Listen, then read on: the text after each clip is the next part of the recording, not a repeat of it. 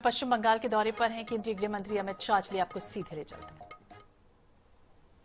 15 अप्रैल 2026 के बाद जब भाजपा सरकार बनेगी, बंग गौरव, बंग संस्कृति, उसके पुनर्जागरण की हम फिर से शुरुआत करेंगे।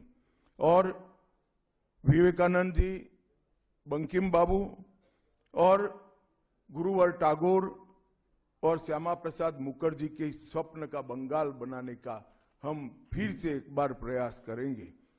और आज मैं फिर से एक बार कहना चाहता हूं, भारतीय जनता पार्टी के लिए ये बंग भूमि बहुत पवित्र और बहुत मायने रखने वाली है, क्योंकि हमारी स्थापना, भारतीय जनता पार्टी की स्थापना, भारतीय जनसंघ की स्थापना यही बंग भूमि के बड़े नेता श्यामा प्रसाद मुखर्जी ने की है।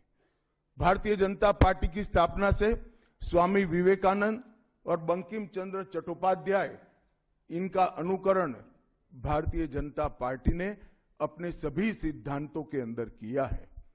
मित्रों, आज जब मैं कह रहा हूं कि इस बार 26 के बंगाल के विधानसभा चुनाव में बंगाल में हमारी सरकार बनेगी, इसका मजबूत आधार भी भारतीय जनता पार्टी के पास है।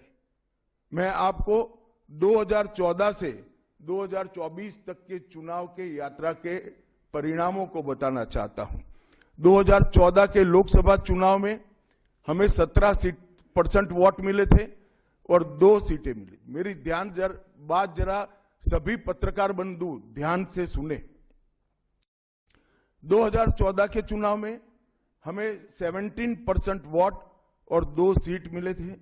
2016 के विधानसभा चुनाव में हमें 10% वोट मिले और विधानसभा की केवल 3 सीटें मिली थी। फिर 14 से 19 के बाद 19 के लोकसभा चुनाव में हमें 41% वोट मिले और 18 सीटें मिली। और 21 के विधानसभा चुनाव में हमें 38 वोट मिले और 77 सीटें मिली। ये बहुत बड़ा अंतर है। जिस पार्टी को केवल 3 सीट मिले थे, वो पार्टी 5 साल के ही अंतराल में 77 सीट प्राप्त करी। और इसका नतीजा देखिए, कांग्रेस, जिसकी एक प्रकार से स्थापना ही बंगाल से शुरू हुई, वो कांग्रेस पार्टी भी